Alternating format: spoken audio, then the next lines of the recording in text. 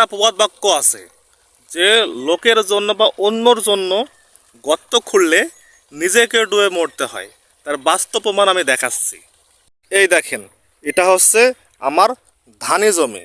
ওই দেখেন, মানে 2 কোলা উঁচা, আর হচ্ছে এটা যে ধানের পুরাটাই ধানের জমি, যার দূর তাকাবেন সোজা। আর এটা হচ্ছে আমার ধানের জমি। দেখেন, এই ব্যক্তি করছে, পুকুর খনন করছে। কথায় আছে না যে ওই গর্ত খুঁড়ে কুমির ডেকে নিয়ে আসা, এই ব্যক্তি পুকুর খনন করছে।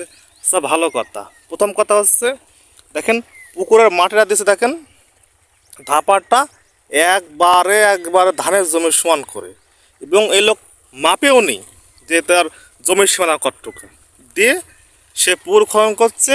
এমন খোঁড়া খুঁড়ছে তলে, মানে অনেক গভীর করছে। কিছুদিন পরে দেখেন, এই দেখেন ফাটল ধরে, এই দেখেন, বুঝতে পারছেন কতখানি গহীন। এটা ছিল পুরাতন হচ্ছে এই ধাপাড়। এই ধাপাড় ভেঙ্গে এই পর্যন্ত এসে গেছে। দেখেন ধাপাড়ের মধ্যে মানুষ ঢুকে পড়বে।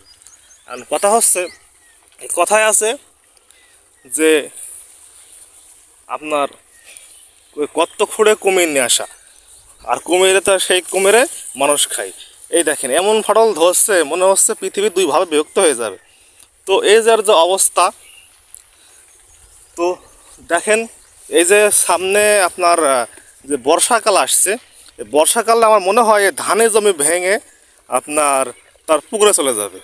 তা এই জন্য কোনো সময় কারোর ওপর ক্ষতি বা হিংসা করার চেষ্টা করবেন না, নিজেরই ক্ষতি হয়ে যাবে।